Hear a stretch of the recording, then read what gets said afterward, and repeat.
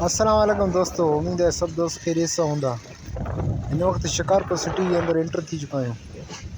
ये थोड़ा पुराना वीडियो है, मुहर्रम के महीने जो डेट अपलोड किया था। इन वक्त असां जो जहाज चौक का क्रॉस करे अॻिते रवानगी कई है। मामी इमाम तो असां गॾु शहर में थोड़ा कम हुयो, मां चयो हलो सही। तो इन वक्त जो सिटी के अंदर अची चुका हूँ। अल्लाह वाला चौक ते क्रॉसिंग क्यों था पिया, काफ़ी रश है। रश तो ॾिसी सघो था पिया। अल्लाह वाला चौक खां असां क्रॉसिंग करे अॻिते एंटर थी चुका आहियूं। रौनकी बाज़ार आहिनि, रौनकी मेला आहिनि। ॾिसो ही शिकारपुर सिटी।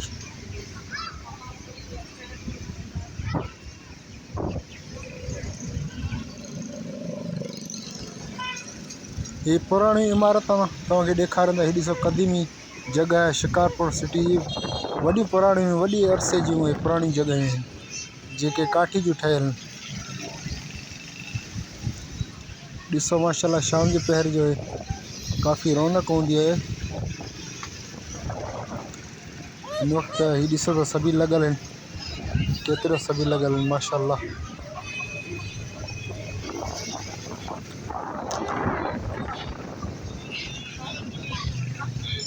ये साम्हूं सेठ नेमत जी मशीन है, जे एतिरियूं प्लेटां हणायूं आहिनि।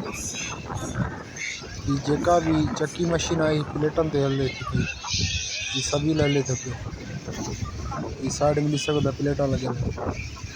इन वक्त असां स्टोर पहुचण वारा आहियूं। स्टोर जी पुल क्रॉस करे असां अॻिते एंटर थींदासीं स्टोर ॾांहुं। ये मथां ॾिसी सघो था, पुल आहे। पुल खां क्रॉस करे ही असां इन वक्त स्टोर जे गेट खां क्रॉस करे चौस ते। ये गोल मार्केट है, तुम ॾिसी सघो था माशाल्लाह। ये गोल मार्केट में क्रॉसिंग क्यों था असां पे। ये ॾिसो गाज़ी अब्बास लॻल आहे। ये रौनक ॾिसो माशाल्लाह, काफ़ी रौनक है। ये वापसी जो टाइम है। डॉक्टर हकड़े जी हॉस्पिटल का हाणे क्रॉस क्यों था पिया। ये बाहर बाईपास से निकरी आया से। ये मस्जिद जेका है जामिया मस्जिद शिकारपुर। ये सामू ॾिसी सघो था शोरूम गाड़ियुनि जा। ये शोरूम ॾिसो जामिया मस्जिद जे भरिसां बेगारी ते एंटर थी चुका आहियूं। बेगारी जे मथां असां पहुची चुका आहियूं। ॾिसो शशका शिकारपुर सिटी जा शशका आहिनि। अहिड़ा शशका कंहिं ॿिए शहर में न मिलंदा। शिकारपुर सिटी जा शशका ॾिसो। ये हॉस्पिटल है, हाणे निकितो आहे। इन खां क्रॉसिंग कयूं था हाणे। ही भी काई शइ ठहे थी पई भेण जे पार्क ॾे।